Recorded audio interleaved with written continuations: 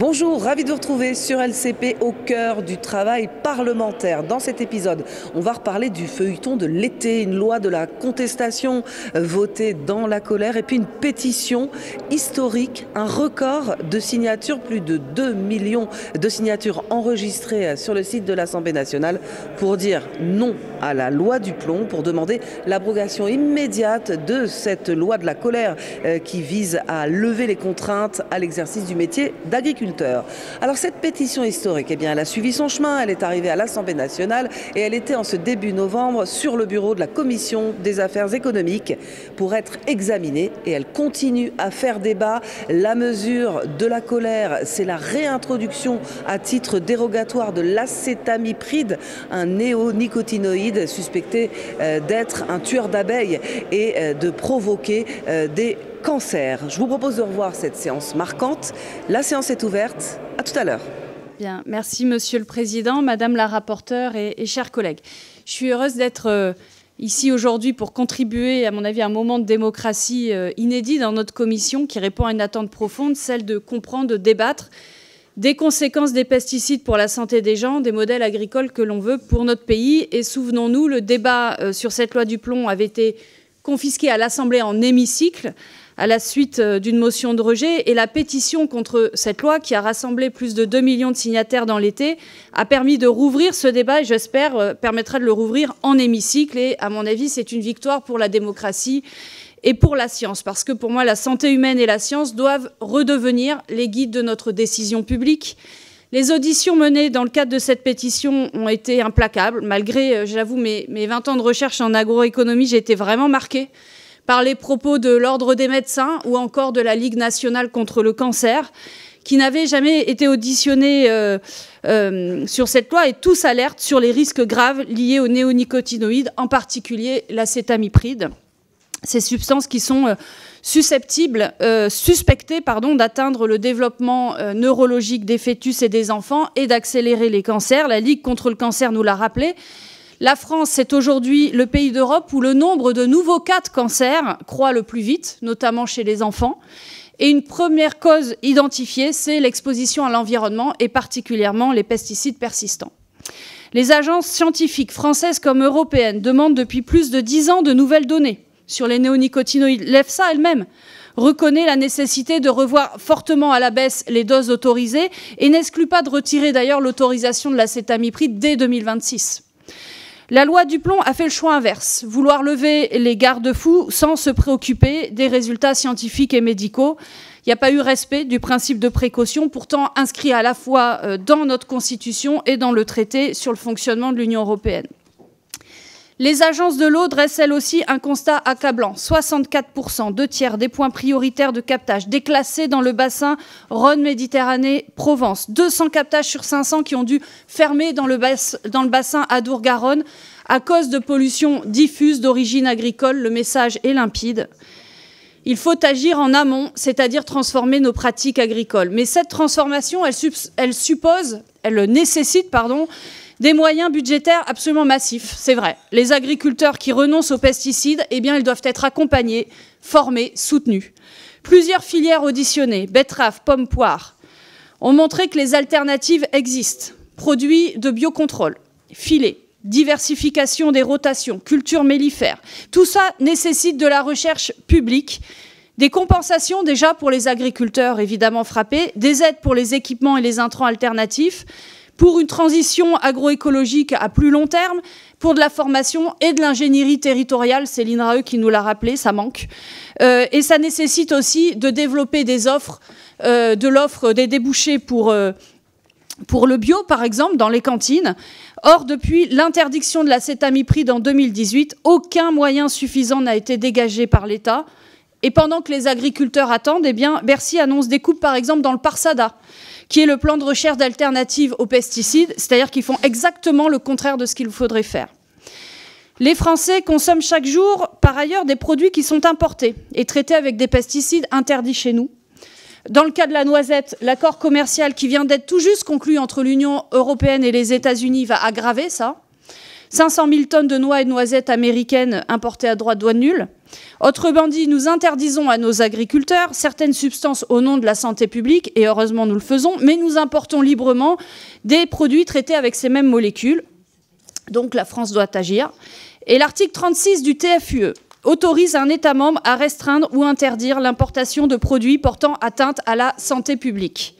L'audition de la Commission européenne l'a montré. Il n'y a pas d'obstacle juridique à ce que notre pays interdise les importations de produits traités à l'acétamipride ou autres pesticides reconnus dangereux pour la santé. Encore faut-il qu'il y en ait la volonté politique. Nous avons aussi abordé d'autres sujets en lien avec les articles 3 et 5, et les auditions ont également apporté des éléments édifiants, notamment la baisse forte inexorable des ressources en eau, qui nécessite une agriculture moins dépendante de l'irrigation, une transformation des modes de production plutôt qu'une fuite en avant. C'est vraiment les conclusions que l'on a eues des auditions avec les agences de l'eau. Et deuxièmement, l'augmentation continue des tailles d'élevage qui risque de condamner à terme l'agriculture familiale, puisque la transmission des exploitations à un ou de quelques actifs va devenir impossible. La loi Duplon, qui a été adoptée sans étude d'impact ni concertation, a fracturé, selon moi, la confiance entre citoyens, agriculteurs et institutions.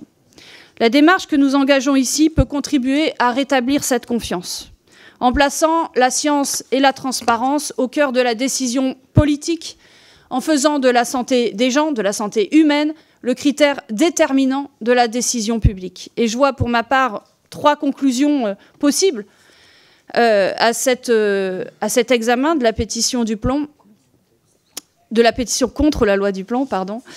L'exigence de la mise en œuvre du principe de précaution. Deuxièmement, un soutien financier massif à la transition agroécologique de nos filières, l'inverse de ce qui est fait par le budget tel qu'il nous est présenté. Et enfin, la protection de nos agriculteurs contre la concurrence déloyale qui est actuellement alimentée très fortement par les accords commerciaux qui tournent le dos à la santé des Européens. Je vous remercie de votre attention et donc je serai heureuse de ces échanges. Merci. Merci Madame la rapporteure Aurélie Trouvé. Je cède la parole à Madame Hélène Laporte, rapporteure. Vous avez la parole, Madame la députée. Merci Monsieur le Président, Madame la rapporteure, chers collègues. Donc cette pétition 3014 qui s'intitulait « Non, la loi du plan », elle est bien évidemment historique par l'ampleur de son succès. Plus de 2 millions de signataires, un chiffre qui n'avait jamais été ni atteint ni simplement approché par les précédents. Et c'est en pleine considération de cet événement démocratique que constitue un tel nombre de pétitionnaires que notre commission a unanimement décidé, en application de la possibilité ouverte par l'article 148 de notre règlement, de l'examiner.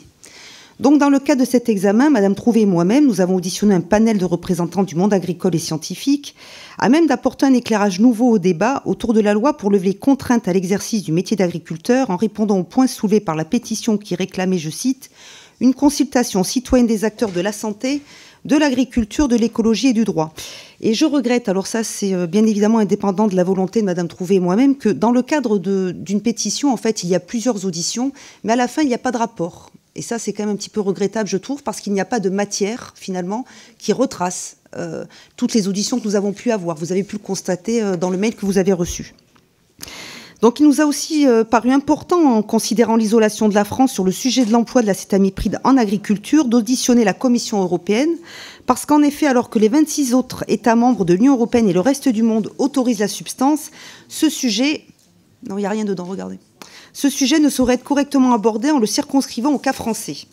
Alors que le texte de la pétition a qualifié la loi que nous avons adoptée cet été d'aberration scientifique, éthique, environnementale et sanitaire, il était important que la préparation du débat de ce jour permette d'entendre les différents protagonistes du débat à l'œuvre dans la société civile. À la lumière des nouveaux échanges qui prolongent ceux auxquels ont donné lieu les travaux de la loi elle-même, je suis pour ma part répondre de la façon la plus claire aux reproches faits par les pétitionnaires. Non, la loi que nous avons adoptée le 8 juillet dernier au terme de plusieurs mois de débat n'est pas une aberration. Elle est une réponse à des problématiques bien précises qui paralysent aujourd'hui l'agriculture française, et l'impact des mesures portées par le texte a été évalué avec un sérieux que nous retrouvons malheureusement pas dans les réactions militantes qu'il a suscitées. En dépit de la censure partielle du texte par le Conseil constitutionnel le 7 août, une bonne partie de nos échanges ont porté sur le point de la loi qui cristallisait l'essentiel des désaccords, à savoir la possibilité de permettre par voie de dérogation l'emploi de molécules de la famille des néonicotinoïdes, concrètement l'acétamipride, ou ayant un mode d'action identique. Les échanges avec le monde agricole ont été de ce point de vue particulièrement éclairants. Nous avons notamment entendu des professionnels de filière qui, sans cette molécule, sont dans une situation d'impasse technique qu'ils ne parviennent pas à dépasser. D'ailleurs, l'INRAE a bien indiqué que le cas de la noisette et le cas de la cerise sont vraiment les deux filières qui, elles, n'ont pas d'alternative. Un petit peu pour la cerise avec les filets, mais la noisette, elle reste vraiment dans une impasse. Et la filière française de la noisette est sans conteste le plus éloquent. Il constitue en vérité un parfait exemple d'une triste aptitude qu'a développé notre pays à sacrifier ses propres atouts. En France, en particulier dans Lot-et-Garonne, la noisette était depuis quelques décennies une production en ascension et toutes les conditions étaient réunies. Notre territoire se situe à l'altitude idéale pour permettre une production rentable de ce fruit sec. Notre capital technologique permet un taux élevé de mécanisation et donc une productivité haute. Et le marché est robuste, la France étant le 3e consommateur de noisettes au monde, mais aujourd'hui, elles sont importées à plus de 90%. Par une structuration et des méthodes de travail exemplaires, la filière française a depuis quelques années l'occasion de s'aligner comme un fournisseur de choix pour les industriels, et en particulier pour le groupe Ferrero, acheteur et transformateur d'un tiers de la production mondiale de noisettes. Au milieu de tous ces avantages, une seule faiblesse est en train aujourd'hui de condamner la filière, l'incapacité à se prémunir efficacement contre les attaques de ravageurs, avec la punaise diabolique et le balanin, avec l'arsenal de phytosanitaires autorisé par la France. L'année 2024, c'est 65% de perte de récolte et c'en est la triste conséquence. L'équation est malheureusement simple. Sans l'acétamipride, il ne peut y avoir de filière de noisettes fiable en France. La concurrence n'est pas tenable, ni avec la Turquie, ni avec l'Italie, ni avec les États-Unis, ni avec le Chili. Autant de pays pour lesquels le nombre de molécules homologuées se compte en centaines. Si nous perdons demain la filière noisette, dont 60% des exploitations sont à haute valeur environnementale, il va y avoir une problématique environnementale majeure d'érosion des coteaux que devront affronter les territoires. Bien sûr, les Français continueront de consommer des noisettes importées, mais évidemment sans traçabilité fiable sur les produits employés.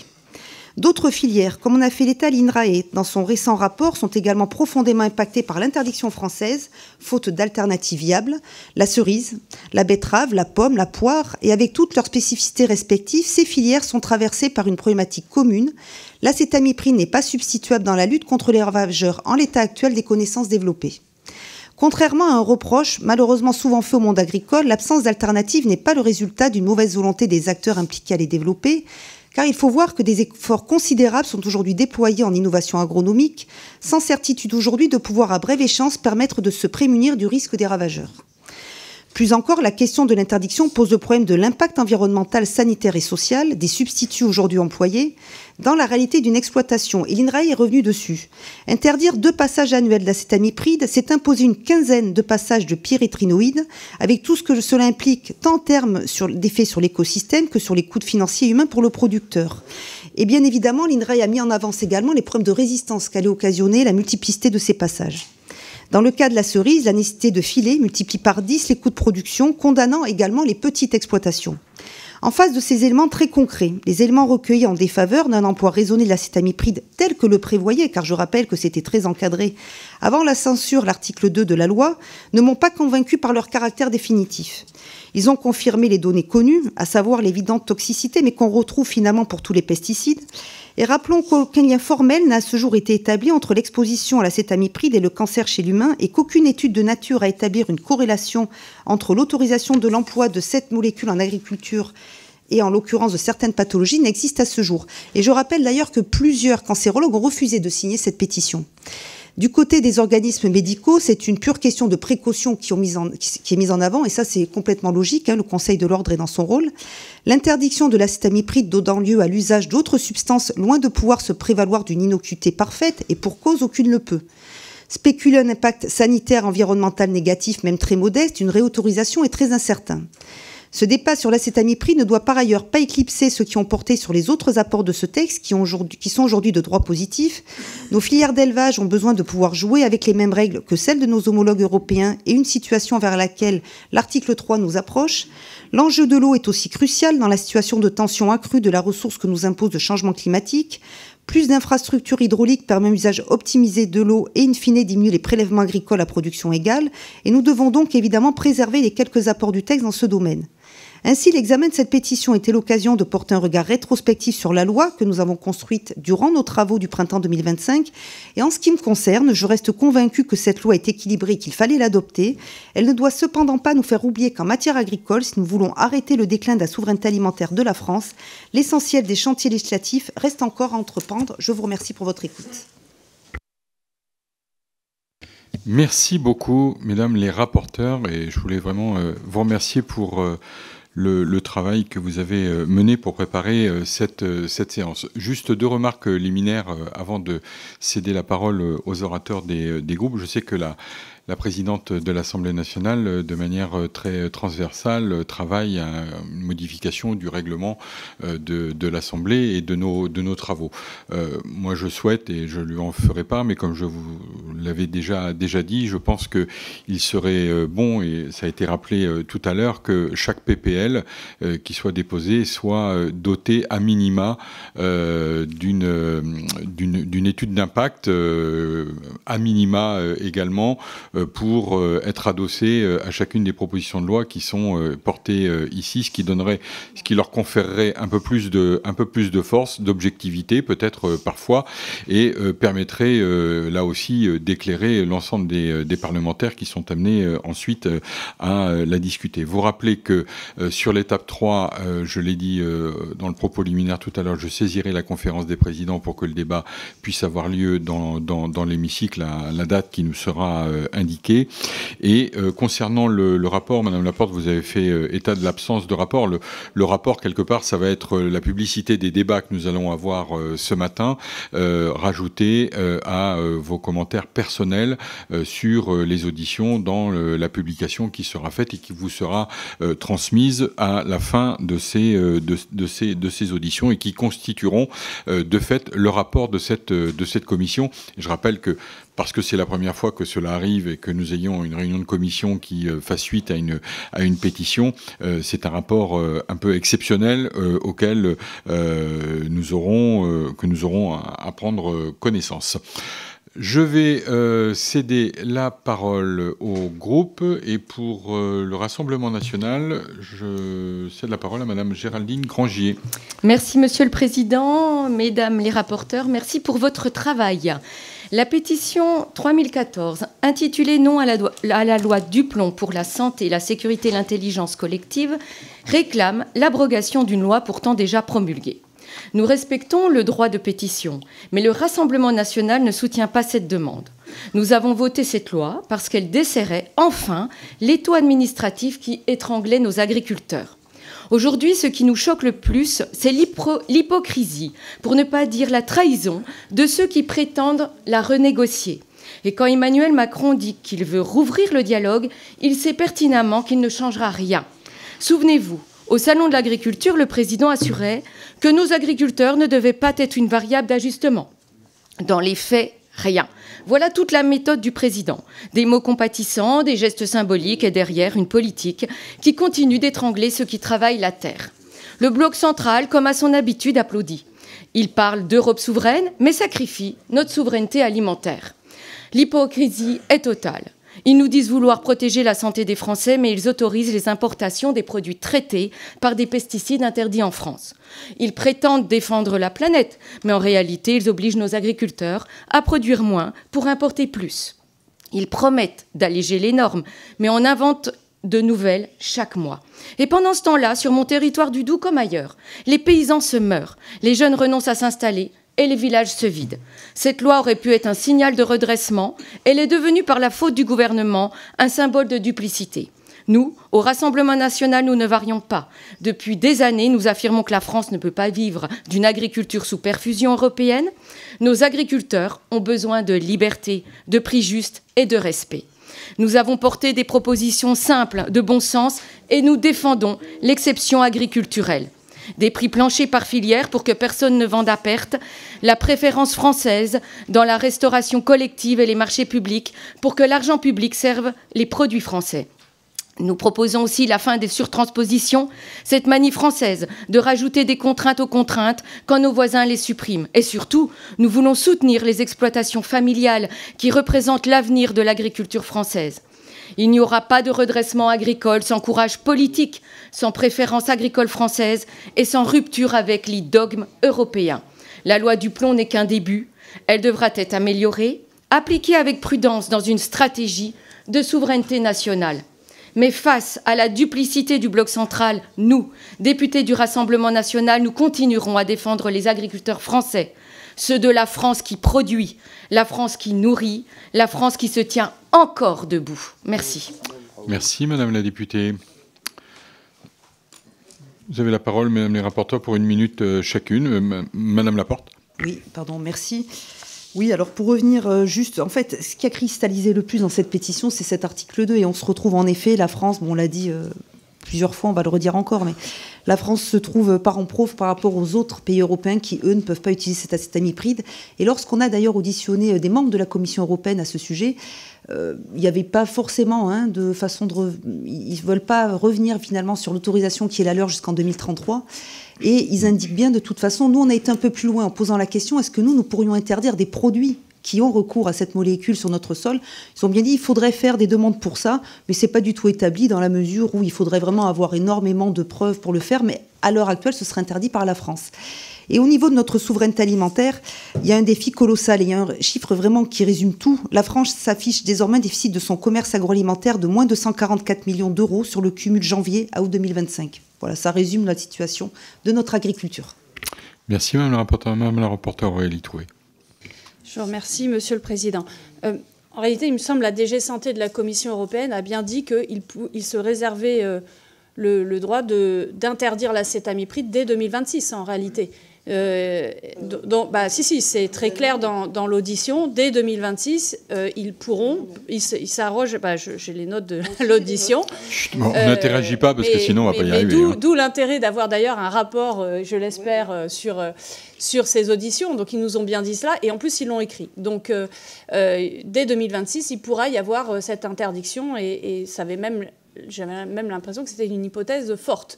Deuxièmement, je voudrais revenir sur ce que nous a dit la Commission européenne. Elle nous a bien dit que la France pouvait tout à fait saisir l'article 36, effectivement, sur un fondement de santé humaine, et qu'à partir du moment, et ça moi je ne le savais pas, à partir du moment où on le saisit, tout de suite l'interdiction s'applique, en attendant la décision de la Commission européenne. Donc ça c'est extrêmement important. Ça veut dire que si on le décide... si la France décide de faire ceci, ce sera tout de suite interdit. Merci, Madame la rapporteure. L'importation, pardon. Pour le groupe Ensemble pour la République, la parole est à Monsieur Jean-Luc Fugit. Vous pouvez y aller, Monsieur. Merci, Monsieur le Président. Mesdames les rapporteurs, le succès exceptionnel de la pétition déposée sur le site de l'Assemblée nationale montre que les questions... posée par l'étude de la loi Duplon-Menonville, n'oublions pas M. Menonville, merci pour lui, interpelle nos concitoyens. Oui, le débat est nécessaire et d'ailleurs je rappelle que nous l'avons eu dans cette enceinte ici, en tout cas en commission d'affaires économiques, pendant 17 heures. Nous avons eu 17 heures de débat sur cette loi. Mais je m'étonne que le rapport que nous étudions aujourd'hui ne nous apporte aucun élément nouveau, n'apporte donc aucun élément nouveau au débat, alors même que vous avez auditionné, mesdames les rapporteurs, une vingtaine d'organismes, dont l'IRAE, l'ANSES, le CNRS, le Conseil national de l'ordre des médecins, etc. Et pendant ce temps, la réalité de nos agriculteurs, notamment de nos arboriculteurs, elle ne change pas. L'IRAE, lors de son audition et dans son rapport publié depuis 15 jours, l'a clairement rappelé, certaines filières sont aujourd'hui dans une impasse technique et économique majeure. Je pense notamment à la filière noisette, mais aussi à la filière pommes ou celle de la cerise, bien mal en point dans mon département du Rhône. Les experts soulignent dans le rapport de l'IRAE que les alternatives à l'acétamipride ne sont pas encore opérationnelles, que les solutions de biocontrôle ou de lutte biologique sont encore au stade de la recherche et que les substituts utilisés aujourd'hui, comme les pyréthrinoïdes, sont plus nocifs pour la biodiversité et la faune auxiliaire que la molécule concernée. C'est aussi ce qu'a confirmé la filière pommes et poires dans une lettre récente. L'interdiction brutale des néonicotinoïdes a conduit à l'usage de produits moins efficaces et pourtant problématiques pour l'environnement. Enfin, pour les cerises, l'alternative principale à l'acétamipride, c'est l'installation de filets qui multiplie par 10 le coût de production à l'hectare, ce qui n'est pas soutenable. Je vous invite à venir voir les producteurs dans mon département.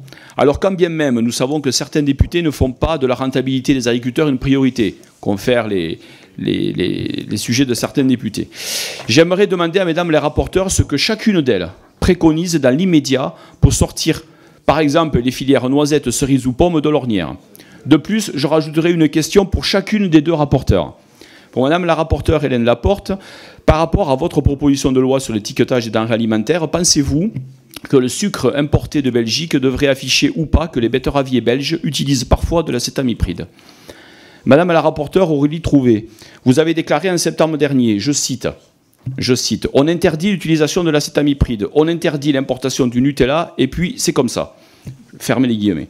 Après avoir travaillé sur ce rapport, pensez-vous toujours qu'il faut interdire l'importation de Nutella, une interdiction qui pourrait contrarier les familles des signataires ou les plus de 2 millions de signataires de la pétition contre la loi du plomb? Merci. Merci, monsieur le député. Qui souhaite répondre? Madame la rapporteure Hélène Laporte. Oui. Alors pour revenir sur cette interdiction, il y a une réévaluation qui va se passer d'ici. On aura les résultats d'ici fin 2026, mais pour l'instant, il n'y a pas d'interdiction et on ne peut pas, je pense, prendre vraiment comme argent comptant qu'on nous dise on verra s'il y a une réévaluation ou pas. Oui, on verra, mais à l'heure actuelle, c'est pas interdit. À l'heure actuelle, on se retrouve avec une filière noisette, par exemple, qui est complètement dans une impasse, avec des pertes qui sont catastrophiques. Pour votre question, moi, je suis pour une traçabilité totale à ce niveau-là. Et même si elle ne m'est pas destinée, votre question, par rapport au Nutella, moi, ce que je regrette, par exemple, c'est que, oui, moi, mes enfants, ils vont consommer du Nutella avec des noisettes qui viennent de Turquie, alors que je préférais qu'ils aient du Nutella avec des noisettes de France, avec finalement des molécules qu'on connaît, alors qu'en Turquie, on sait qu'il y a plus d'une centaine de molécules qui sont sur ces noisettes. Merci, madame la rapporteure. Madame la rapporteure Aurélie Trouvé. Bien, merci. Je ne pourrais pas répondre à tout, mais j'y viendrai au fur et à mesure du débat. Ne vous inquiétez pas, monsieur Fugit. D'abord, je suis désolée, mais je pense que, ne serait-ce que par respect pour ceux que nous avons auditionnés, je pense à la Ligue nationale contre le cancer ou l'Ordre des médecins, oui, nous avons eu des éléments nouveaux, puisqu'ils n'avaient jamais été auditionnés. Et ils nous ont bien dit que le risque était suffisamment fort en lien avec la santé des gens, qu'il y avait bien une corrélation aujourd'hui entre l'usage des phytosanitaires, et notamment de l'acétamipride, et des effets promoteurs de cancer, voilà, que ce risque est suffisamment fort pour justement appliquer le principe de précaution. Principe qui n'avait par exemple pas été appliqué sur le chlordécone en Outre-mer, et je vous rappelle ce que ça a donné, c'est-à-dire un dégât sanitaire absolument considérable. Donc je crois qu'il faut... Là, c'est une question vraiment politique et philosophique et morale qui nous est posée. Est-ce que oui ou non, la santé des gens doit être le critère déterminant? Dans ce cas, il nous faut nous donner les moyens en tant qu'action publique pour permettre justement qu'il n'y ait pas d'utilisation de produits potentiellement dangereux pour cette santé. J'y reviendrai si vous me le permettez, mais je suis très honorée de l'attention extrême qui est portée à chacun de mes propos. Il se trouve que c'était une intervention d'1h30 à la Fête de l'Humanité.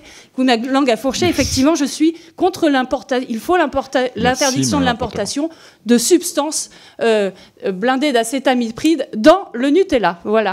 Merci, madame la rapporteure, pour ces précisions. Pour le groupe La France Insoumise, monsieur François Piquemal.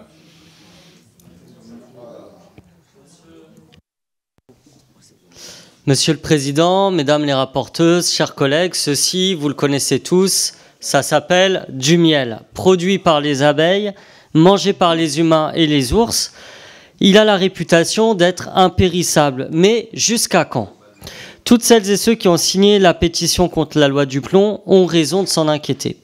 L'acétamipride que prévoit de réintroduire la loi du plomb est un néonicotinoïde qui s'attaque au système nerveux des insectes et notamment des pollinisateurs comme les abeilles.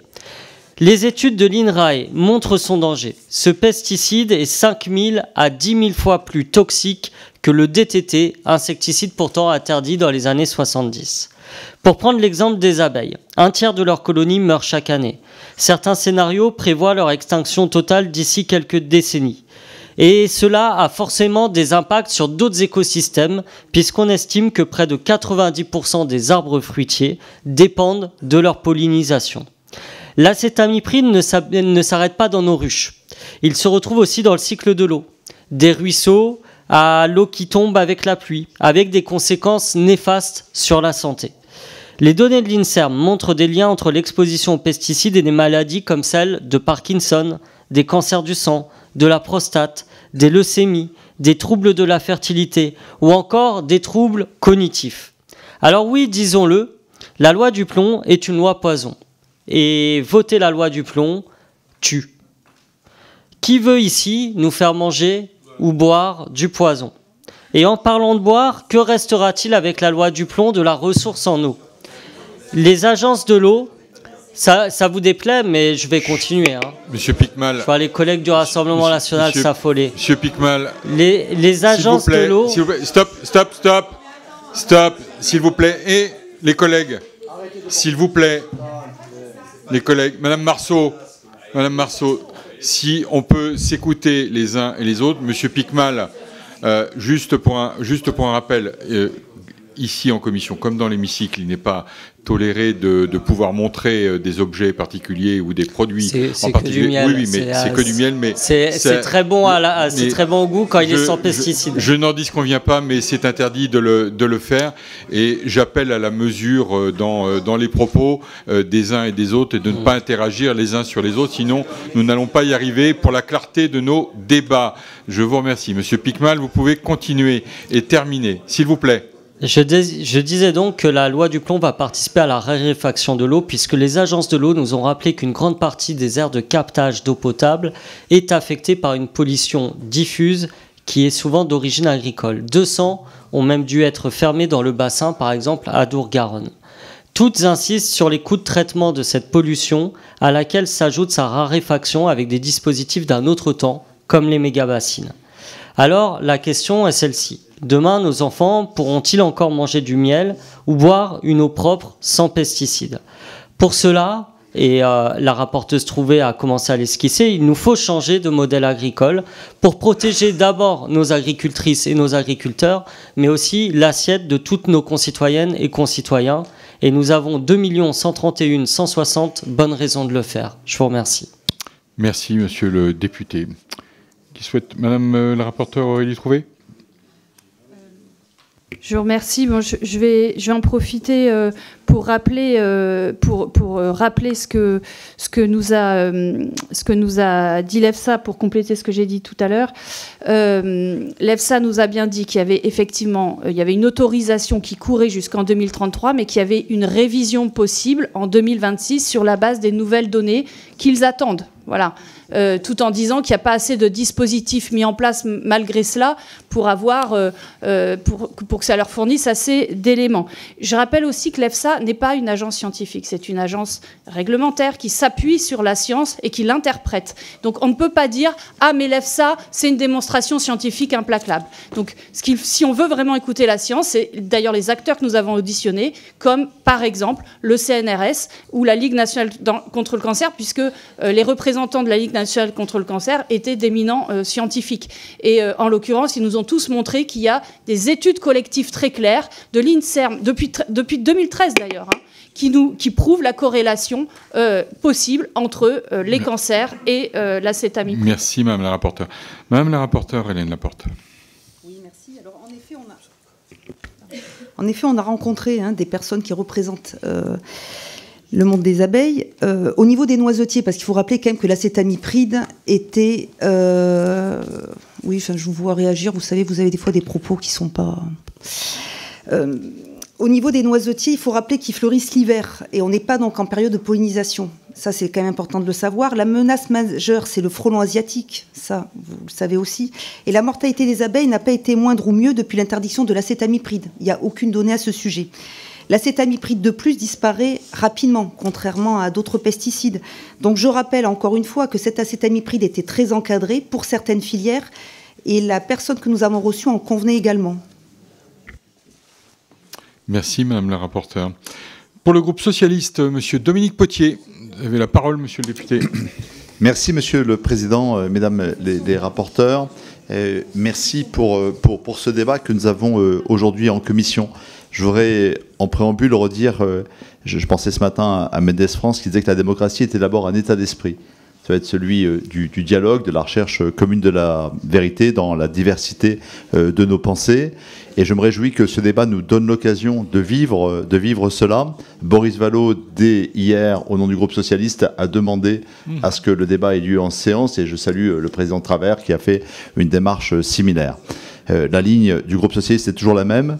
réconcilier notre société avec son agriculture, réconcilier l'économie et l'écologie. Les vrais enjeux qui sont ceux de l'agriculture aujourd'hui sont celles du mur climatique et celles de la falaise démographique. Nous aurions besoin d'une grande loi foncière, d'une grande loi de renouvellement de génération, nous aurions besoin d'une grande loi pour l'élevage. Nous aurions besoin d'un architecte de la transition à l'instar de ce qu'a été Edgar Pisani après-guerre. Nous aurions besoin d'une vision. À la place de ça, nous avons du plomb. Soit une hystérisation du débat et une occultation des questions socio-économiques qui sont pour autant majeures dans l'agriculture. L'écologie, dans l'esprit de Laurent Duplon et de ceux qui le suivent, devient l'ennemi. L'agroécologie, ce sur quoi il faut revenir. Et c'est faire l'impasse sur un point absolument essentiel, c'est que sans santé des écosystèmes, sans santé des sols, il n'y aura pas de productivité demain. La productivité et notre souveraineté alimentaire est directement attachée à celle des écosystèmes. Et que d'autre part, dans le temps long, les régulations sont profondément au service de la prospérité. La ligne qui est la nôtre n'a pas changé, elle n'est pas fonction des humeurs ou de l'opinion publique, elle est celle que nous avons définie en 2023 à partir de ce sentiment d'une remise en cause de l'agroécologie et du pouvoir de l'ANSES qui avait commencé à émerger après la guerre, le déclenchement de la guerre en Ukraine. Et nous avions à ce moment-là déclenché une commission d'enquête et je vais simplement rappeler les grandes lignes qui suivent et qui sont les nôtres encore aujourd'hui. En matière d'agroécologie, il faut poursuivre l'effort parce que c'est celui qui est salutaire. Ça passe notamment par une politique éco-phyto renforcée. Les crédits qui nous sont proposés dans ce budget sont de 1/5 de ceux d'il y a 2 ans. Nous devons absolument réparer le continuum recherche, développement et notamment par un conseil agronomique et une mobilisation des filières qui n'a pas encore été réussie aujourd'hui. Entre précaution, interdiction et négation, nous proposons simplement le champ de la prévention des risques et de l'anticipation des crises, puisque le retrait des molécules est inscrit de façon quasiment inéluctable. Aujourd'hui, nous devons trouver de nouvelles solutions. Elles passent toutes par l'agronomie. La science doit être au cœur de nos arbitrages. C'est ni l'opinion ni le marché qui doit déterminer nos décisions, mais une EFSA et une ANSES augmentée, une EFSA qui demain assure les régulations, y compris au niveau des produits. C'est la ligne qui est la nôtre. Et nous avons 3 lignes législatives, celle des mesures miroirs comme lutte contre la concurrence déloyale, celle d'une proposition de résolution européenne qui reprendra nos propositions de modification qui vont être examinées le 10 décembre, et enfin une proposition de loi qui répondra aux questions de Duplon en apportant de vraies réponses. Je vous remercie. Merci, monsieur le député. Madame la rapporteure Aurélie Trouvé. Non, d'abord, je souscris à tout ce qui vient d'être dit. Je voudrais par ailleurs réagir sur la question du miel et de l'apiculture. En réalité, l'Union nationale de l'apiculture avait bien dit au moment de l'adoption de la loi Duplon, je cite, « c'est une véritable attaque contre l'apiculture française ». Par ailleurs, M. Grand-Colas qui a été auditionné, et ça aussi c'est des apports nouveaux, excusez-moi, mais oui, les auditions ont apporté beaucoup d'apports nouveaux. Monsieur Grand-Colas du CNRS nous a bien expliqué, par exemple, mais certes certains le savaient déjà, que par exemple dans la betterave, c'est pas parce que c'est pas une plante mellifère qu'il n'y a pas de problème, parce qu'en réalité il y a des rotations, par exemple avec le colza qui est lui-même mellifère, donc évidemment, et qu'en plus il y a une grande persistance notamment de l'acétamipride dans les milieux, l'eau et les sols, qui fait que de toute manière il y a une contamination, y compris des abeilles. C'est ce qui a amené, d'ailleurs je réponds à M. Fugit, c'est ce qui a amené dans votre groupe d'ailleurs au moment du vote contre la loi Duplon à une division entre vos députés sur cette question-là. Merci Madame la rapporteure. Madame la rapporteure Hélène Laporte. Oui, je vous remercie.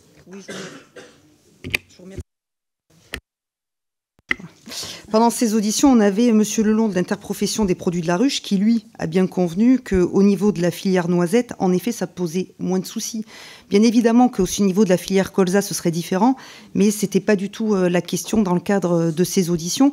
On a auditionné aussi également plusieurs personnes d'agences de l'eau de différents secteurs.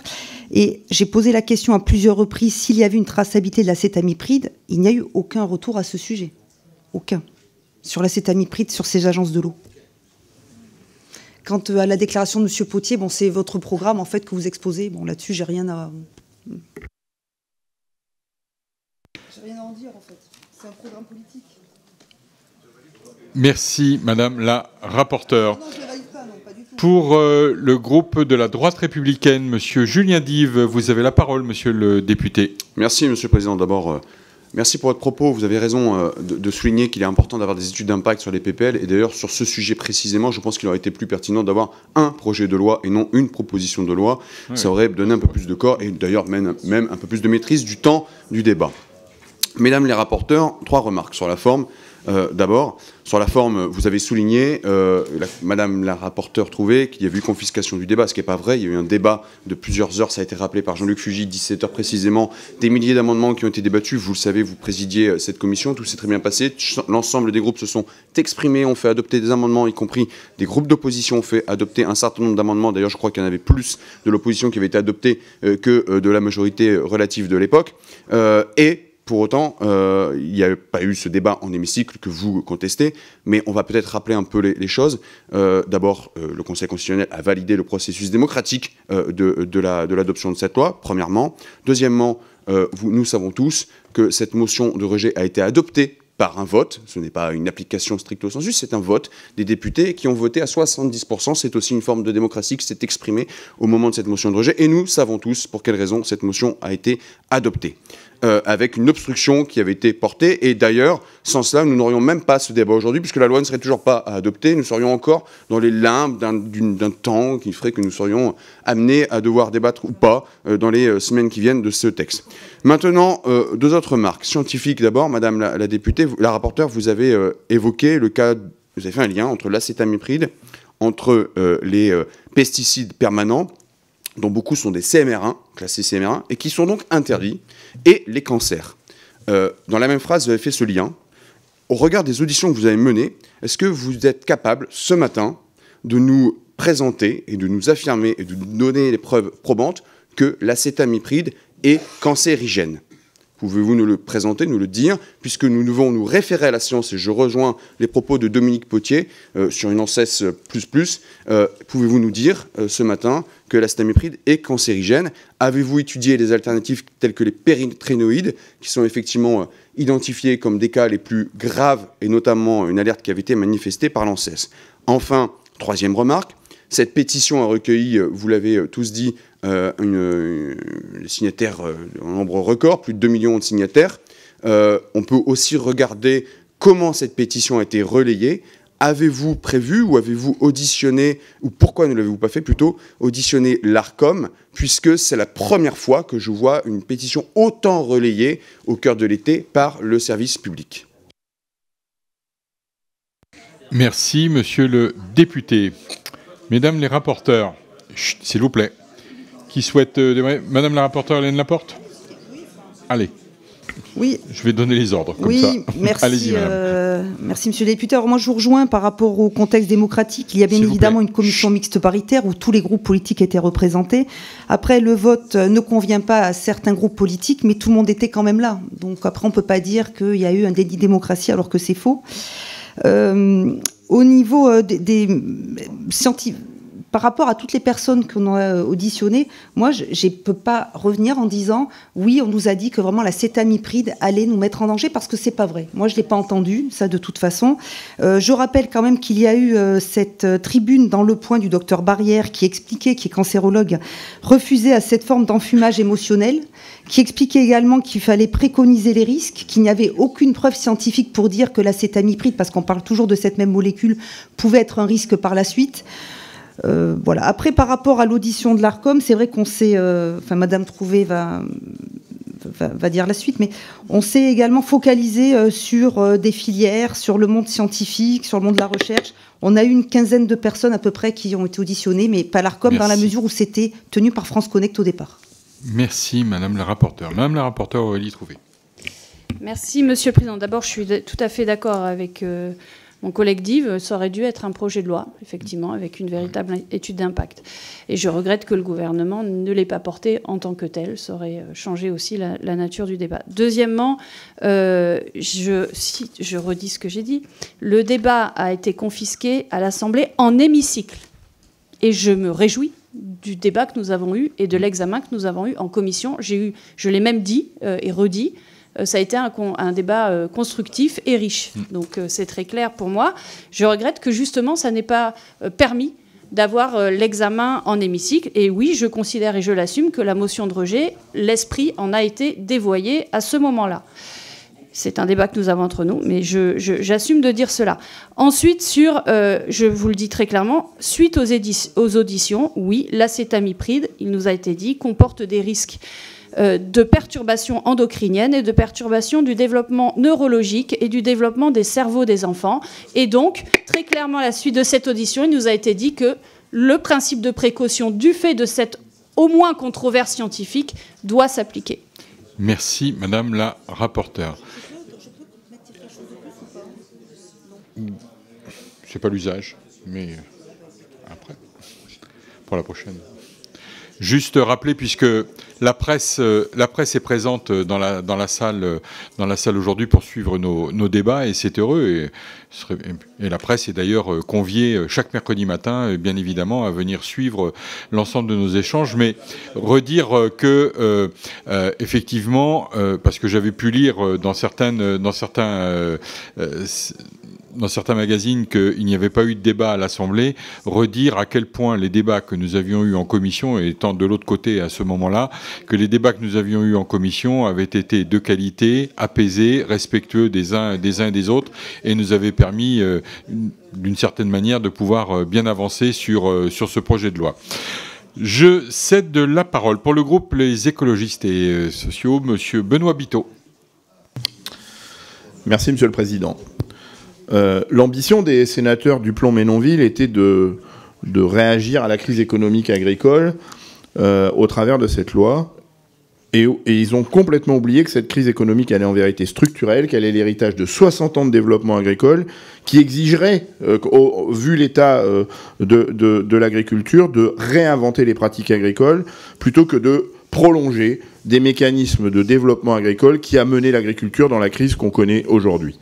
Rappelez que la loi Duplon ne concerne qu'une frange d'agriculteurs. Seuls 4,2% des surfaces sont concernées par la possibilité de traiter à l'acétamipride. Seuls 6% des agriculteurs sont irrigants et pourraient être concernés par le stockage de l'eau. Seulement 3% des éleveurs sont concernés par les installations classées pour la protection de l'environnement. Donc on voit bien quelle frange d'agriculture voulait préserver ce texte de loi et en aucun cas trouver des réponses pour la très grande majorité des agriculteurs. C'est même l'exact inverse. Dans la mesure où cette loi Duplon n'apportait aucune réponse économique, elle laisse la très grande majorité des agriculteurs dans une grave difficulté. La loi Duplon, c'est aussi l'absence d'intégration des alertes scientifiques sur la biodiversité, sur la santé, ça a été rappelé à plusieurs reprises. Et le principe de pas de suppression sans solution, en occultant le principe de solution basée sur l'agronomie, est juste absolument consternant quand on regarde les solutions qu'apporte l'agronomie, justement. Et nous, les législateurs, quand on regarde un texte comme ça, on doit apporter des réponses par les politiques publiques. Et c'est là où les citoyens nous interpellent. C'est là où les 2 millions de citoyens qui signent cette pétition nous invitent à essayer de repenser le développement agricole au travers des politiques publiques, dans la mesure où l'agriculture est largement concernée par le déploiement de politiques publiques. Et puis rappeler que la souveraineté alimentaire, ce qui la menace, c'est le dérèglement climatique, c'est l'effondrement de la biodiversité. Et qu'on doit travailler sur des réponses agricoles, sur des réponses techniques qui préservent le climat, qui préservent la biodiversité si on veut continuer d'avancer. Et donc ce que nous invitent à faire les citoyens au travers de cette pétition, c'est de replacer cette question agricole dans un véritable débat de société. Parce que quand on parle d'agriculture, on parle de l'alimentation de tout le monde, de l'eau qu'on boit tous les jours, de l'air qu'on respire à chaque instant et de la santé de tous, au premier rang desquels nos enfants. Parce que, en vérité, les premières victimes de l'utilisation massive de ces pesticides, c'est nos enfants. Et malheureusement, les événements sur ma circonscription rappellent à quel point les enfants sont menacés. Et donc, de ce débat de société, aurait pu sortir la convocation, pour nous les législateurs, de ce principe de prévention, de ce principe de précaution qui préserve la biodiversité et la santé de tous les concitoyens. Merci de votre attention. Merci, monsieur le député. Madame la rapporteure Aurélie Trouvé. Bien, merci, monsieur le président. Bon, je vais insister sur ce que vous dites, c'est-à-dire, à mon avis, le vrai sujet aujourd'hui, c'est, avec cette interdiction fort heureuse de pesticides potentiellement dangereux pour la santé des gens, comment on fait pour compenser et aider les agriculteurs à faire autrement. Or, je suis désolée, le compte n'y est absolument pas. Et ça, les filières nous l'ont dit. Ils nous ont dit, on ne nous donne pas les moyens ni d'être compensés, ni d'utiliser des traitements alternatifs. Et même l'INRAE, c'était très intéressant. Monsieur Lanoux nous a dit, le problème, on a eu un PNRI, donc un plan de recherche sur la betterave, pendant 3 ans, mais en réalité, il n'y a pas de plan de solution, avec de l'ingénierie territoriale qui permette de mettre en œuvre sur le terrain ces solutions. Et moi, je veux insister là-dessus. Les cerises, vous avez raison, Madame la rapporteure, les cerises, les filets coûtent très cher, c'est vrai. Et du coup, ça avantage les plus grandes exploitations. Mais pourquoi l'État ne met-il pas à disposition les vrais moyens, y compris sur particulièrement sur les petites exploitations, pour qu'elles puissent s'équiper? C'est ça la question. Merci, Madame la rapporteure. Madame la rapporteure, Hélène Laporte. Oui, merci. Alors, dans les différentes auditions, en effet, au niveau de la cerise, on passe de 10 000 € l'hectare à plus de 100 000 € l'hectare avec le déploiement des filets. Donc, on sait très bien que les petits producteurs ne pourront pas. D'ailleurs, il l'explique, il y a de plus en plus de producteurs qui arrêtent et qui partent sur autre chose. Au niveau de la noisette, on nous a également indiqué, au niveau de l'INRAE, que les solutions, elles seraient à portée de main entre 3 et 5 ans. Donc là, ils essayent, notamment, je prends toujours le même exemple, celui de Lot-et-Garonne, mais ils sont en train de déployer la technique de l'insecte stérile, mais il faut pour ça le temps que ça puisse se déployer au niveau national. Ben oui. Merci, Madame la rapporteure. Pour le groupe Les Démocrates, Monsieur Éric Martineau vous souhaite un bon retour dans la commission. Merci, Monsieur le Président, Mesdames les rapporteurs. Impossible de tout dire en 3 minutes. Cette pétition a reçu un nombre de signatures records. Nous ne devons pas l'ignorer et cela révèle les inquiétudes d'un grand nombre de nos concitoyens. Cette pétition dénonce, je cite, une aberration scientifique, éthique, environnementale et sanitaire. J'ai déjà eu l'occasion de m'exprimer sur le sujet et j'assume mon vote pour cette loi visant à lever les contraintes liées au métier d'agriculteur dans le respect des normes sanitaires et environnementales qui font la qualité de ce que nous mangeons. Il n'y a pas de bons et de méchants agriculteurs, n'opposons pas les agricultures et l'environnement. Je suis aussi agriculteur et je connais les difficultés de certaines filières et des produits utilisés pour lutter contre les ravageurs. Disons vrai. Les filières en conventionnel ou en bio peuvent avoir besoin d'utiliser des produits de traitement pour protéger leurs récoltes. Reste à déterminer quels produits on autorise et on interdit. Je ne suis pas scientifique, mais je sais écouter la parole du scientifique, comme l'ANSES par exemple. Le rapport de l'INRAE d'octobre 2025, le plus récent, fait état des situations dans lesquelles les alternatives aux néonicotinoïdes sont absentes, voire insuffisantes. Toutes les vérités sont-elles bonnes à dire? Depuis 2018, l'acétamipride a été interdite en France et personne ne s'interroge sur ce par quoi elle a été remplacée. Qui a parlé de l'azadirectine? Personne. Pour les pucerons de la betterave, du pommier, du navet, de la mouche de la cerise et de la figue, le rapport de l'INRAE souligne que le problème concerne toutes les filières, surtout la cerise et la noisette. La filière noisette, par exemple, repose sur un usage déraisonnable des pyrétrinoïdes qui sont dommageables pour la biodiversité, conduisant à une suppression des régulations naturelles au sein du verger. Pourtant, la filière noisette est au bord de la faillite et c'est l'INRAE qui le dit. Nous, députés, nous avons voté une résolution contre les surtranspositions, mais lorsqu'il s'agit de faciliter le travail de nos agriculteurs, soutenus par 70% des Français, alors le débat s'enflamme et les entraves sont difficiles à lever, voire impossibles. Nous nous sommes donc liés les mains. Pendant ce temps-là, on importera des noisettes de Turquie, d'Italie, des États-Unis, toutes qui contiendront des néonicotinoïdes. Soutenons les agriculteurs en leur donnant les moyens de produire en quantité, en qualité, réduire l'usage des produits phytopharmaceutiques et assurer la transition de l'agriculture. Oui, bien sûr, j'y suis pleinement favorable. En maintenant la compétitivité et la productivité des filières, c'est l'INRAE qui le dit. Cette pétition, elle omet une phrase essentielle. Je m'engage à acheter des produits français de qualité, de saison, en acceptant de rémunérer les agriculteurs à la hauteur de mes exigences sanitaires et environnementales. Et là, j'aurais signé la pétition. On s'étonne de voir le nombre d'agriculteurs disparaître, mais on ne leur apporte pas de solution. Alors, je veux bien qu'on me dise que je travaille mal, mais alors dites-moi juste comment je dois faire. Est-ce que je dois aussi parler de l'élevage? Non, j'aurai pas le temps. Moi, je dis qu'il faut qu'on soit fiers de nos agriculteurs et qu'on leur apporte des solutions. Je vous remercie. Merci, monsieur. Les applaudissements ne sont pas nécessaires en commission, merci. Excusez-moi de jouer les rabat-joie, mais on essaye de lisser les choses. Madame la rapporteure, Hélène Laporte. Oui, merci Monsieur le député. Moi, je rejoins complètement vos propos. Et d'ailleurs, dans son rapport, l'INRAE qui prend également le cas de la filière noisette et qui indique la situation financière extrêmement critique en raison des pertes des récoltes subies. Et ils indiquent surtout, et ça ils l'ont dit lors de l'audition, que la surutilisation de pyréthrinoïdes est une réponse d'urgence à une situation de crise, mais n'est pas durable pour plusieurs raisons. Et nous ont exposé justement le processus aussi de résistance qu'il pourrait y avoir par la suite. Donc moi, je souscris complètement à ce qui vient d'être dit. Merci. Oui. Bien, merci. D'abord, je veux faire un complément par rapport à tout à l'heure sur l'EFSA et le caractère ou pas cancérogène de l'acétamipride.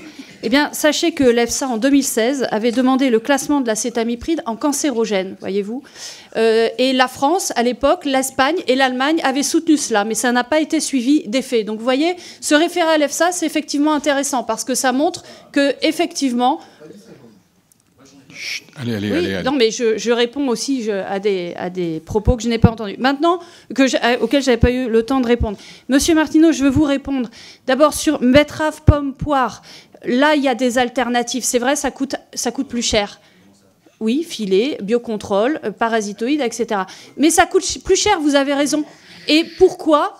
Et l'INRAE l'a dit, le problème... Non, c'est vrai. L'INRAE et M. Lanoux, lisez le rapport de M. Lanoux. Et je ne vous ai pas coupé, par ailleurs. Il faut être tranquille dans ce débat.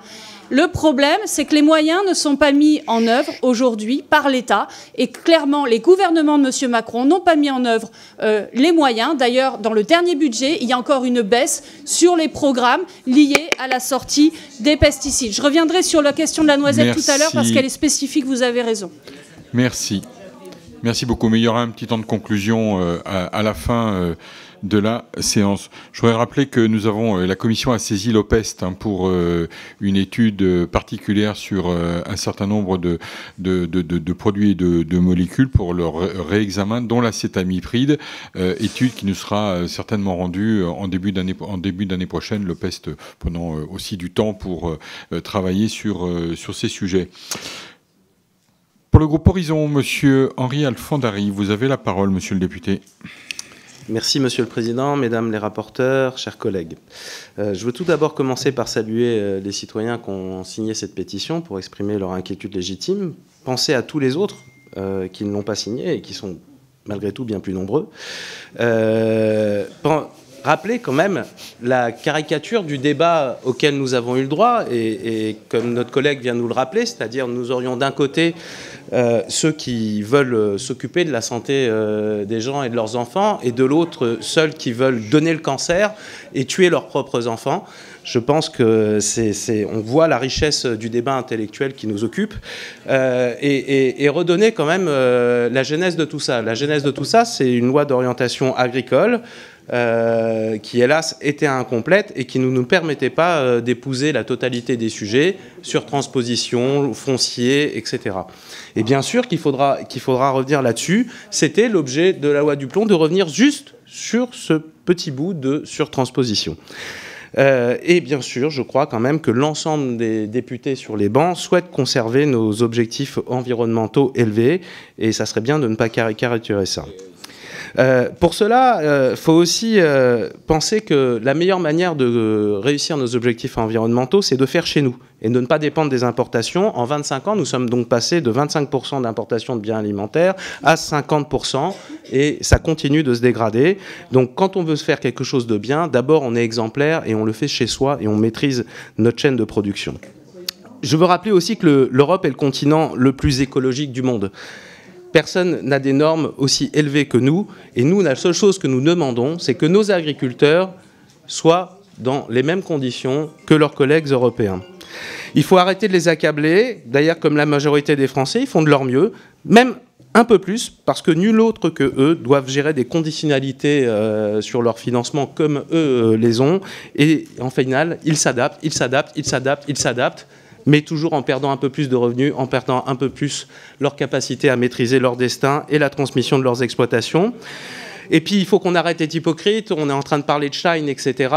Oui, l'urgence, c'est le réchauffement climatique. Et la plupart des produits que nous utilisons, même en dehors des produits alimentaires, sont issus de productions énergétiques qui viennent du charbon et qui pourrissent l'environnement. Et on ferait bien de s'attacher à ça. D'ailleurs, mes chers collègues, je vous invite que plutôt que d'interdire des cancérigènes, peut-être, nous avons toute une série de cancérigènes certains qui sont en libre circulation. Commençons par les interdire. Et puis la précaution, elle devrait être liée au principe de bénéfice-risque, hein, puisqu'on parle de santé.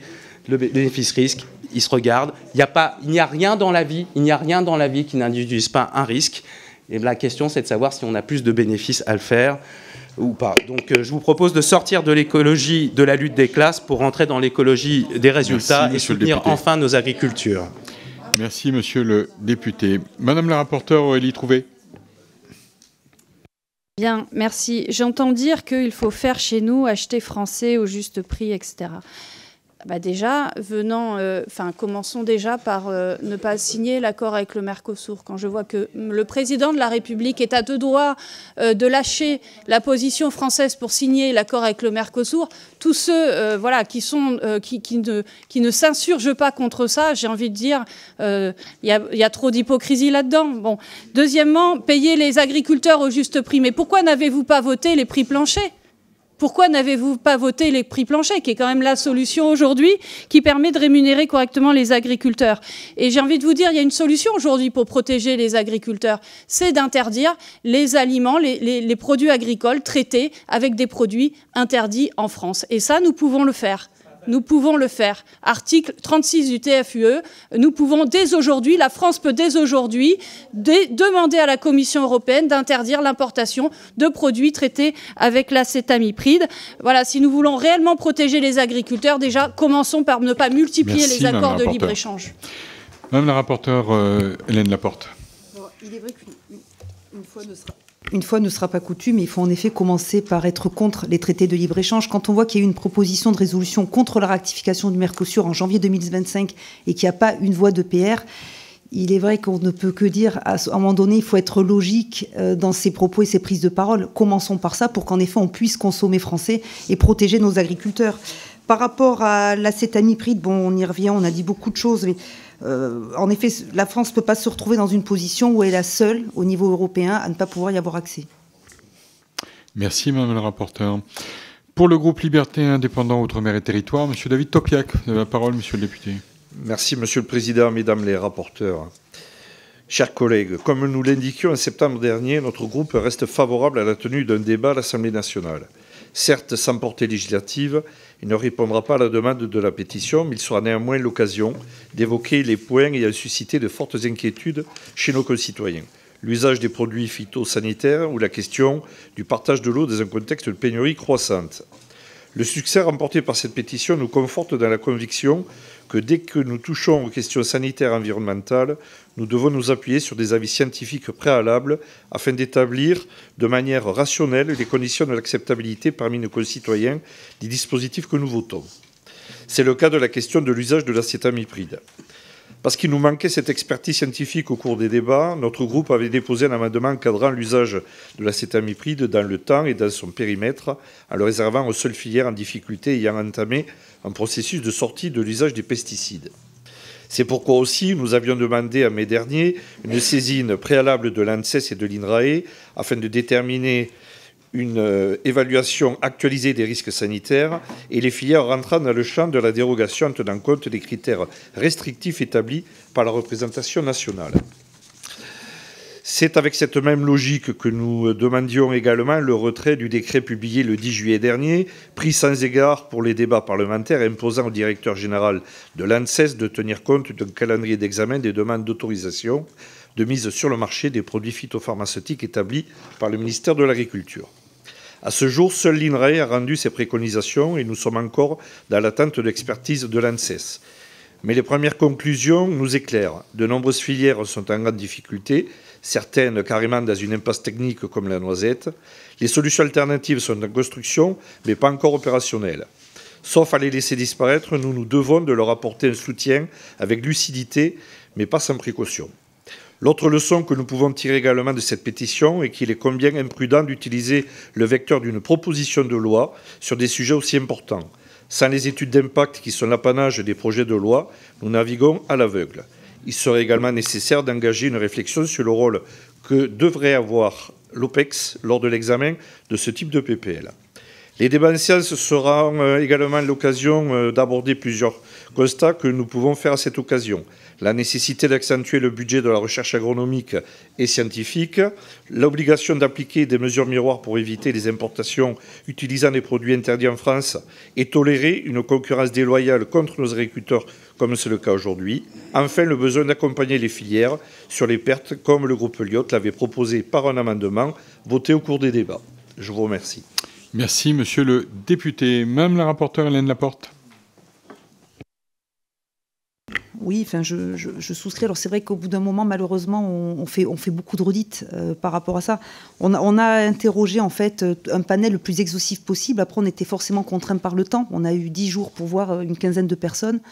Et par rapport à ça, voilà, on a des approches qui sont un peu différentes. Je reviens quand même toujours à cette pétition où plusieurs cancérologues et médecins ont refusé de la signer et qui se sont même étonnés finalement que la Ligue contre le cancer se soit associée aux pétitions et qui ont interpellé la Ligue contre le cancer pour leur demandant sur quelles études ils se basaient. Et apparemment, ils attendent toujours la réponse. C'est une tribune qui est passée dans le Point il y a quelques semaines.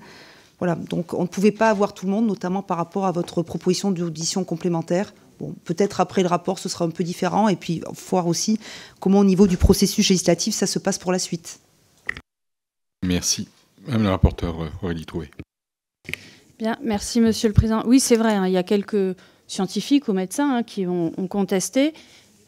Mais je rappelle que le président du Conseil scientifique du CNRS, d'accord, le président de la Société de cancérologie, la Ligue nationale contre le cancer dans son ensemble, et de façon inédite, l'Ordre des médecins. Toutes ces institutions ont, et ça n'est jamais arrivé, je pense, de l'histoire de la Ve République, ont ensemble dit « nous sommes opposés, pour des questions de santé humaine, nous sommes opposés à la réautorisation de l'acétamipride ». Et donc, je pense qu'à un moment, voilà, il faut écouter la science. Et évidemment, dans des controverses scientifiques, vous pouvez entendre quelques voix qui vous disent « mais je ne suis pas d'accord ». Mais ça arrive à chaque fois. Mais quand vous avez des institutions dans leur ensemble qui prennent des positions pareilles, quand vous avez par ailleurs des études collectives de l'INSERM, de l'IPBES, de l'INRAE et tant d'autres qui vous disent il y a une corrélation entre les cancers et l'acétamipride et les néonicotinoïdes, il faut agir. Quand vous avez cela, alors la décision publique doit écouter et suivre cela. Merci, Madame la rapporteure. Pour le groupe de la gauche démocrate et républicaine, Monsieur Julien Bougerolles, vous avez la parole, Monsieur le député. Elle nous a dit, la présidente de la Ligue nous a dit, mais il y a une corrélation. Allez-y, Monsieur Bougerolles. Merci, Monsieur le Président, Mesdames les rapporteurs, chers collègues. Lancée le 10 juillet dernier, la pétition pour l'abrogation de la loi dite Duplon a recueilli en quelques semaines plus de 2,1 millions de signatures. Cette mobilisation inédite souligne combien la protection de l'environnement est devenue une préoccupation majeure. De la contamination généralisée des eaux par les PFAS, à la pollution des écosystèmes par les microplastiques, jusqu'aux résidus d'hexane dans des huiles végétales, pas un mois ne se passe sans qu'une nouvelle alerte sur les incidences délétères pour la santé humaine et pour l'environnement de notre modèle industriel et agricole ne sorte. Chez les 16-25 ans, 70% déclarent être très ou extrêmement inquiets de l'avenir écologique et climatique. Ce n'est donc pas un hasard si la pétition qui nous occupe a été lancée par une étudiante de 23 ans. Nous devons à présent entendre cet appel et permettre d'ouvrir le débat sur cette pétition en séance publique. Car la loi Duplon n'a pas été écrite pour accompagner et soutenir les agriculteurs, mais pour certains intérêts économiques qui mettront à terme notre agriculture au diapason de la concurrence internationale dans une logique de fuite en avant. La loi Duplon ne contenait ainsi aucune mesure pour garantir une juste rémunération des producteurs. Elle n'aborde pas les enjeux de prévention et d'assurance des agriculteurs contre les aléas climatiques et les risques sanitaires et environnementaux qui ne feront que s'aggraver dans les décennies à venir. Ce texte accentue la dérégulation et s'attaque à nos normes environnementales et sanitaires, une orientation qui est aussi malheureusement au cœur du délitement en cours de la future politique agricole commune. Et que dire de la baisse des moyens prévus dans notre budget, avec la saignée dans les crédits du PARSADA, ça a été abordé tout à l'heure, principal outil de recherche et de déploiement des alternatives aux phytosanitaires pour nos agriculteurs. Alors certes, dans sa décision du 7 août dernier, le Conseil constitutionnel a censuré l'article 2 qui renvoyait au pouvoir réglementaire les dérogations à l'interdiction d'utiliser des néonicotinoïdes et notamment l'acétamipride. Il a également formulé d'importantes réserves d'interprétation sur l'article 5 et la présomption d'intérêt public majeur pour les retenues de stockage. Mais comme les rapporteurs, les députés communistes et du groupe GDR considèrent que l'organisation d'un débat sur ce texte est absolument indispensable en séance publique à l'Assemblée nationale. Je vous remercie. Merci, monsieur le député. Madame la rapporteure, Hélène Laporte. Oui, merci. Alors, on y revient toujours. Alors, vous parlez de la juste rémunération des agriculteurs, mais dès l'instant où ils ne peuvent pas produire et vivre de leur production, il n'y a pas de juste rémunération. On parle encore une fois de molécules qui ne peuvent pas être introduites chez nous alors qu'elle est dans tous les autres pays européens et d'importation de produits qui ont, eux, des traitements qui sont bien supérieurs aux nôtres et qu'on ne peut pas contrôler. J'y reviens. Alors, en effet, le monde, entre guillemets, scientifique s'oppose. Je maintiens, dans le cadre des auditions, notamment avec la Ligue contre le cancer ou le Conseil de l'ordre des médecins. Bien évidemment que le Conseil de l'ordre des médecins ne va pas donner un avis favorable à une introduction de pesticides, c'est évident. Néanmoins, on parle de hiérarchiser les effets secondaires. Alors, bien sûr, mais le fait d'avoir recours à cet acétamipride, c'est pas une fin en soi et c'est quelque chose de temporaire. Alors j'entends quand on dit, ça fait des années qu'on nous dit ça, d'accord, mais laissons un petit peu le temps aussi à la recherche d'avancer. L'INRAE l'a dit elle-même, ça se compte en quelques années, entre 3 à 5 ans. C'est ce qu'il faut voir. À l'heure actuelle, par contre, on consomme des produits qui ont des traitements bien plus importants. Merci, madame la rapporteure. Madame la rapporteure, Aurélie Trouvé. Non, je veux revenir sur puisqu'il est question de ça, sur l'acétamipride spécifiquement. Donc je rappelle, il y avait suffisamment d'éléments en 2016 déjà pour que l'EFSA propose de classer l'acétamipride en cancérogène. Au-delà, vous avez raison sur les études collectives, il s'agit aussi plus globalement des néonicotinoïdes et des pesticides. Et donc je rappelle toutes ces études collectives qui ont montré une corrélation entre la promotion de cancer et les pesticides. Et c'est à ça que je veux en arriver. Moi, je pense qu'il faut aussi un peu que nous élevions le débat, c'est-à-dire là, il y a une question politique qui nous est posée, une question presque philosophique et morale, c'est-à-dire accepte-t-on d'aller en avant ou veut-on aller en arrière, parce que c'est ça de réautoriser un produit qui a été auparavant interdit, veut-on aller en avant ou vers l'arrière en matière de politique vis-à-vis des pesticides, c'est ça. Est-ce qu'on fait un cran en avant ou en arrière vis-à-vis de la santé des gens ? Réautorise-t-on ou pas un produit suspecté de promouvoir les cancers ? Voilà, c'est ça la question qui nous est posée. Monsieur Aurélien Lopez-Igori. Merci, Monsieur le Président. Merci, Mesdames les rapporteurs. En août dernier, le Conseil constitutionnel a censuré les dispositions relatives à la réintroduction de l'acétamipride dans notre pays, visées par la pétition que nous examinons aujourd'hui. Alors que de nombreux pays d'Europe l'utilisent, les agriculteurs français se voient une nouvelle fois abandonnés dans un contexte de concurrence plus que féroce.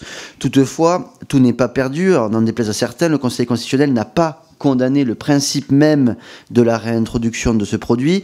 Il en a seulement dénoncé les contours flous et le manque d'encadrement. Donc la porte n'est pas totalement fermée.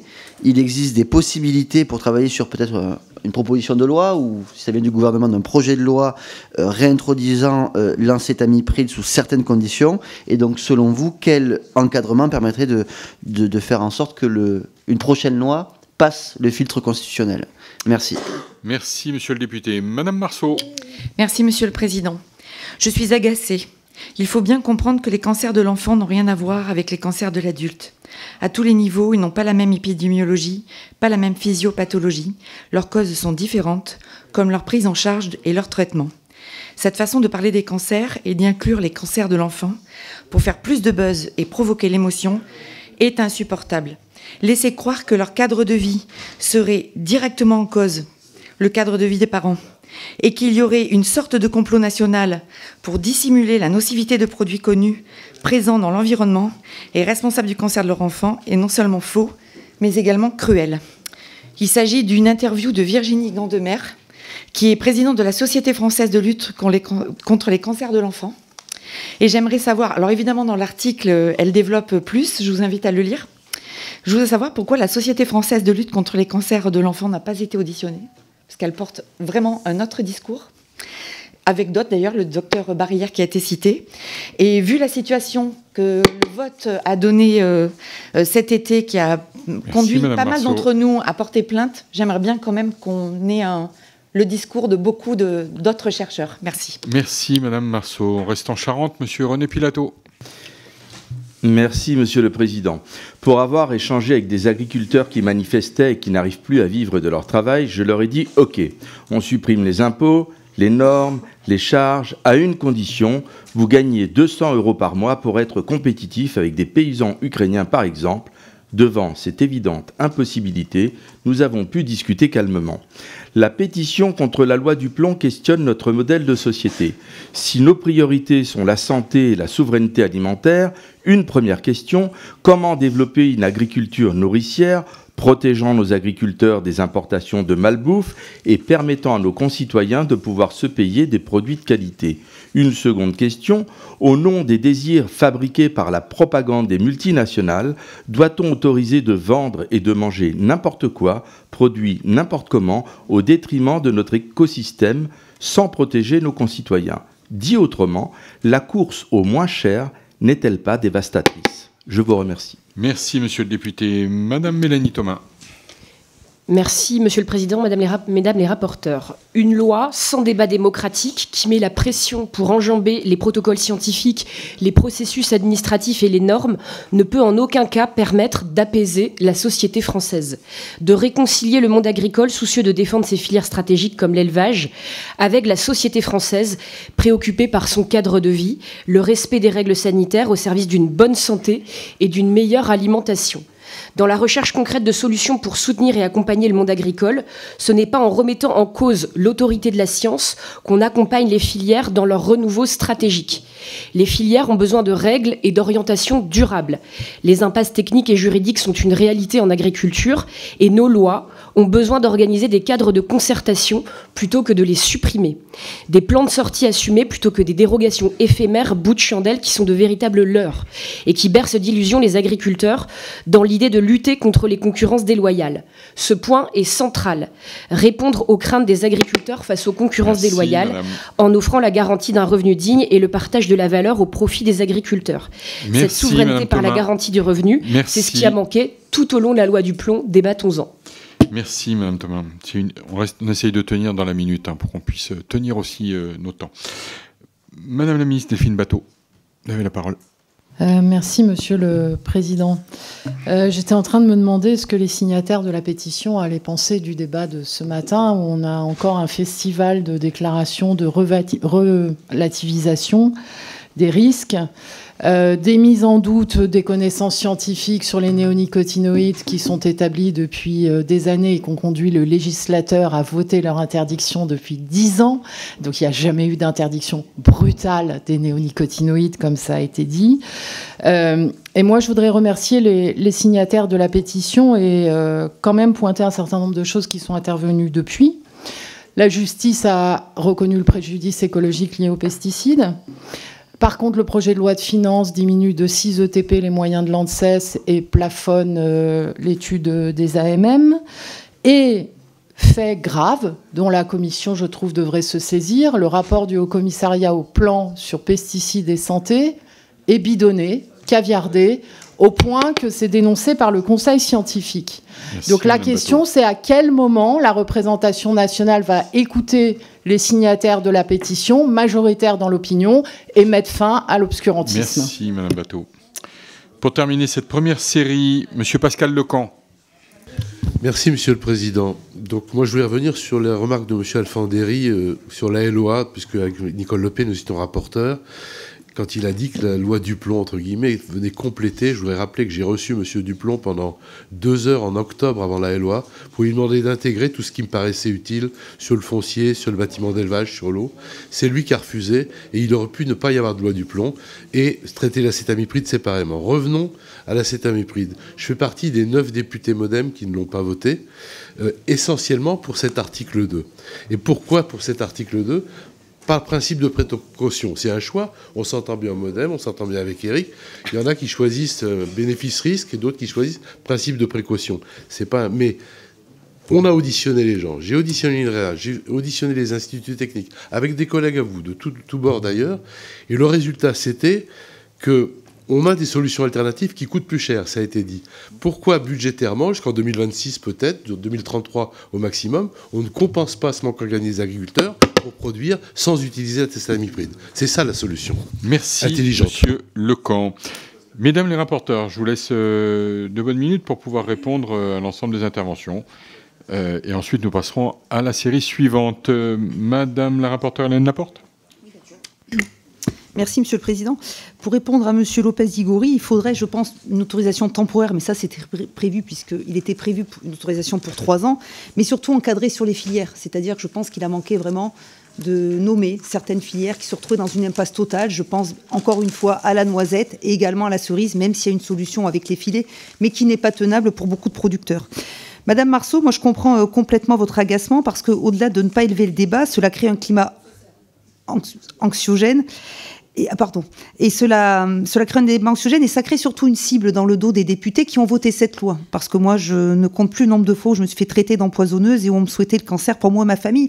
Alors ça vous émeut pas, mais moi ça m'émeut parce que c'est régulier, c'est violent et quand on cite mes enfants, je pense que vous pouvez le comprendre, c'est inadmissible. Il y a eu en effet plusieurs voix scientifiques, plusieurs médecins qui se sont élevés contre cette pétition, les docteurs Barrière, le professeur Robert. Et j'ai envie de dire, leur parole n'est pas moindre qu'un autre praticien.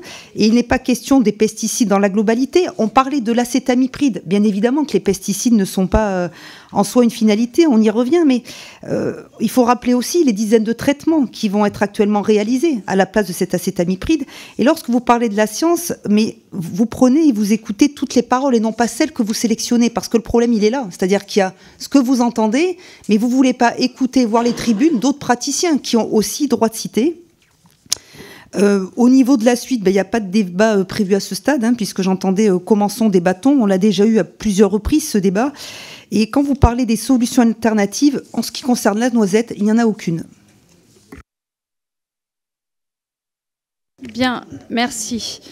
Moi, je pense, je vais reprendre les propos de Monsieur Lecamp. Je pense qu'en fond, la question, c'est celle, effectivement, du principe de précaution, qui est dans la Constitution française et dans le traité européen. C'est-à-dire, dès lors qu'il y a controverse scientifique, dès lors qu'il y a risque en ce qui concerne la santé des gens, risque potentiel et fort, alors la décision politique doit s'appliquer et éviter les risques encourus. En l'occurrence, il y a bien des risques encourus pour notamment les cancers. Je le rappelle, l'EFSA, dès 2016, voulait classer cette substance comme cancérogène. Et ensuite, dans la science, eh bien, il y a ce que peut dire un scientifique, et puis il y a les études collectives. Et ça, je pense qu'il faut, voilà, en tant que nous, décideurs politiques, enfin législateurs, il faut faire la différence. Les études collectives, c'est celles de l'INSERM, de l'IPBES, de l'INRAE, de l'IFREMER, etc., qui, toutes, ont des conclusions de mise en corrélation entre les pesticides, et particulièrement les néonicotinoïdes, et la promotion des cancers et la perturbation endocrinienne et le mauvais développement neurologique des enfants. Je reviendrai sur la noisette, parce que je ne crois pas que j'ai le temps, c'est ça? Si. Alors, moi, j'aimerais revenir particulièrement sur la noisette, parce que, en vérité, quand on a eu notamment l'audition de l'INRAE de M. Lanoux, c'est bien, je suis d'accord, il y a un cas spécifique qui est celui de la noisette. Parce que sur toutes les autres filières, en réalité, il existe aujourd'hui des alternatives très claires qui nécessitent des moyens qui ne sont pas mis en œuvre. Et c'est bien ça le problème, c'est que l'État ne les met pas en œuvre. Voilà. Donc si on veut vraiment protéger les agriculteurs, déjà, il faut les compenser et leur donner les moyens de s'équiper en moyens de biocontrôle, etc. Sur les noisettes, en fait, ce qu'ils nous ont dit, c'est qu'il faut attendre d'ici 3 à 5 ans pour avoir de manière effective et efficace la mise en œuvre de cette alternative qui passe par un parasitoïde. Je finirai là-dessus. Là-dessus, il faut du coup, pendant 3 à 5 ans, eh bien, compenser les agriculteurs qui, effectivement, subissent des baisses de rendement de 20-30%. Et ces 300 producteurs de noisettes à qui l'État pourrait quand même donner les moyens bien, de se maintenir d'ici à ce qu'on trouve enfin, qu'on mette en œuvre enfin ce moyen de protection, le parasitoïde en question. Le retour de la loi du plomb, la prochaine étape pour cette pétition, la deuxième, la plus signée dans l'histoire de l'Assemblée nationale, eh bien, c'est le débat en séance publique. Ce serait une première puisqu'aucune pétition n'a jusqu'à présent atteint ce stade aussi avancé de la procédure. Débat symbolique sans portée législative, mais bien évidemment sur LCP. On va le suivre. C'est la fin de cet épisode. À très bientôt sur la 8.